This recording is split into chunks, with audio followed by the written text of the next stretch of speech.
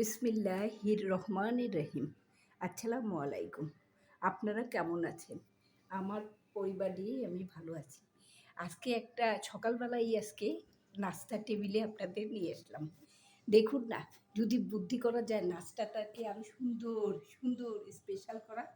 কালকে আপনাদের দেখিয়েছিলাম না যে আমার গাছের ড্রাগন পেরেছিলাম, সেই ড্রাগন দিয়ে আজকে নাস্তাটা স্পেশাল করে ফেললাম। দেখুন কি খুশি হাজব্যান্ড মেয়ে।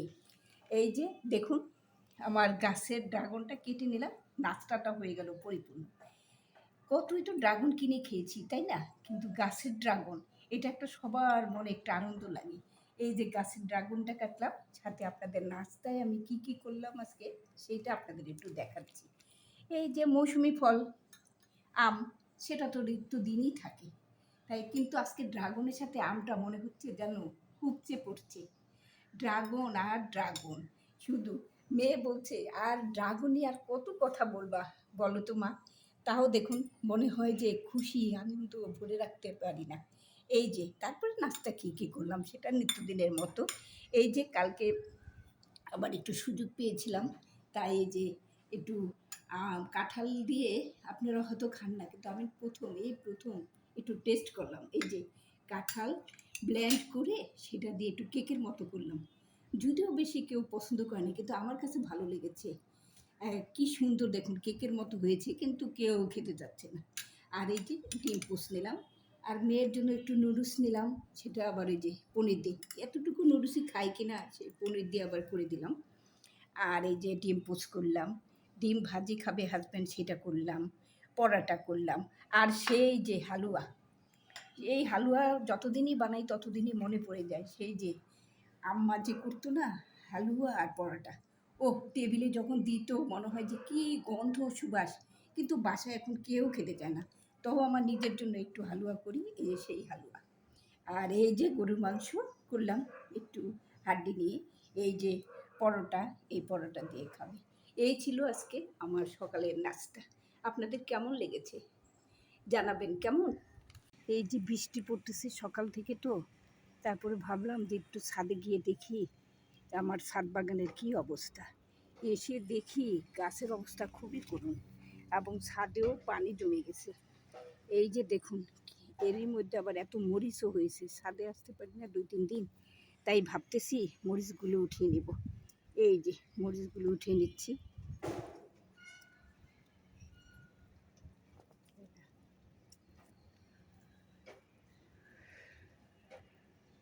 মরিচগুলো, ওহ কি যে আনন্দ!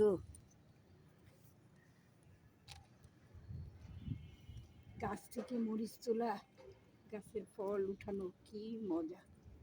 দেখুন কি সুন্দর হয়েছে মরিচগুলো। কয়েকদিন আসিনি তো, তাই একদম ভর্তি হয়ে গেছে।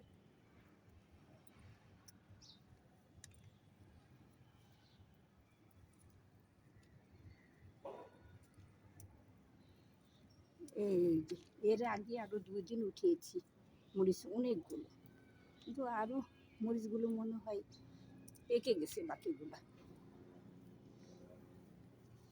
এই যে দেখুন কি সুন্দর লাগে দেখতে। এই যে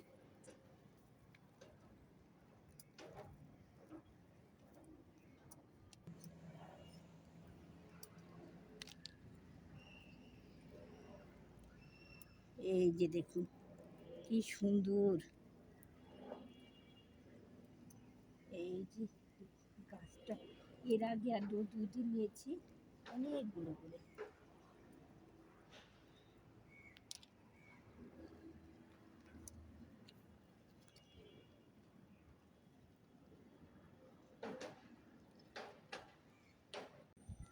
এই যে দেখুন কতগুলো মরিচ হয়েছে, সব উঠিয়ে নিলাম। এই যে দেখুন কি সুন্দর সজনা গাছ লাগিয়েছি, ছোট্ট সজনা গাছে আমার এর আগে 4টা সজনা হয়েছিল, এবার 3টে হয়েছে, একটা পড়ে গিয়েছে এই যে, আর 2টা মনে হয় হবে। আর এই যে দেখুন কত সুন্দর ফুল এসেছে। এই যে এই সজনা গাছ, এতটুকু একটা গাছে কি সুন্দর সজনা, যদি 2-1টা করে ঝুলে থাকে কি ভাল লাগে। তারপরে এই যে দেখুন গাছটা লাগিয়েছি ব্ল্যাক গোল্ড বলে।